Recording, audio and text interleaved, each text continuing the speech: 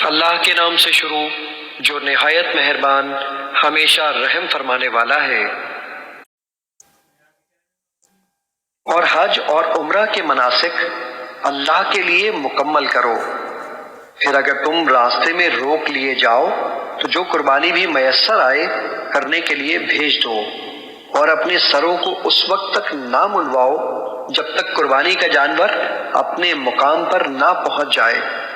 پھر تم میں سے جو کوئی بیمار ہو یا اس کے سر میں کچھ تکلیف ہو، اس وجہ سے قبل از وقت سر منڈوا لے تو اس کے بدلے میں روزے رکھے یا صدقہ دے یا قربانی کرے۔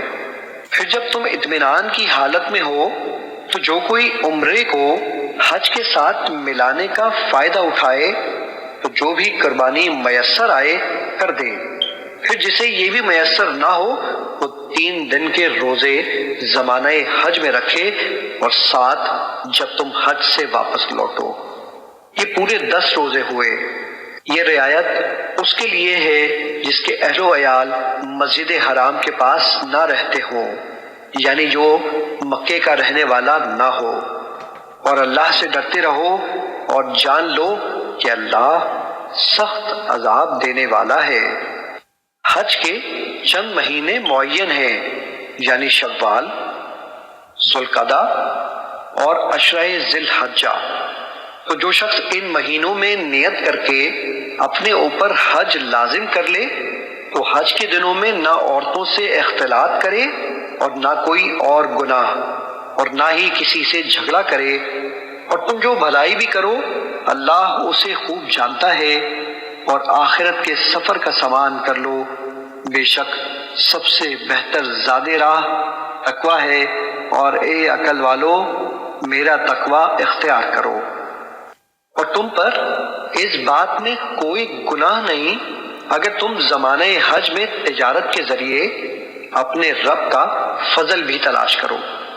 پھر جب تم عرفات سے واپس آؤ تو مشعر حرام مزدلفہ کے پاس اللہ کا ذکر کیا کرو، اور اس کا ذکر اس طرح کرو جیسے اس نے تمہیں ہدایت فرمائی، اور بے شک اس سے پہلے تم بھٹکے ہوئے تھے۔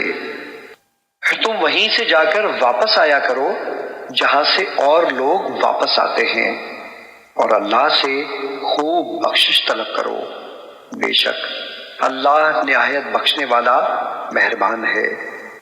پھر جب تم اپنے حج کے ارکان پورے کر چکو تو منا میں اللہ کا خوب ذکر کیا کرو، جیسے تم اپنے باپ دادا کا بڑے شوق سے ذکر کرتے ہو، یا اس سے بھی زیادہ شدت شوق سے اللہ کا ذکر کیا کرو۔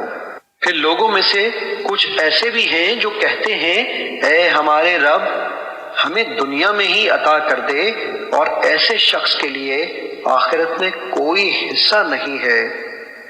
اور انہی میں سے ایسے بھی ہیں جو عرض کرتے ہیں اے ہمارے پروردگار ہمیں دنیا میں بھی بھلائی عطا فرما اور آخرت میں بھی بھلائی سے نواز، اور ہمیں دوزخ کے عذاب سے محفوظ رکھ۔